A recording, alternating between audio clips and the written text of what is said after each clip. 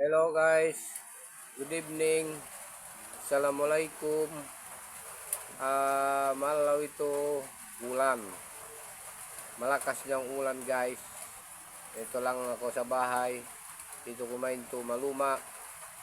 Ayan. Mahirap pang buhay kapag tag-ulan.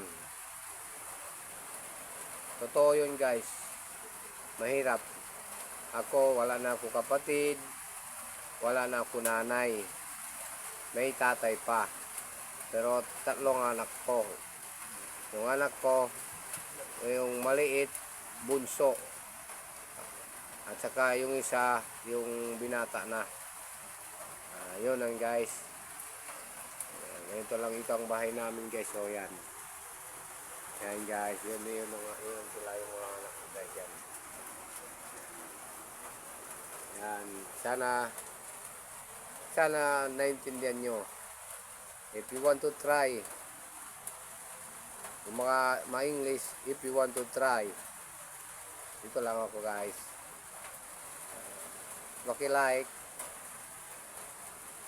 Thank you.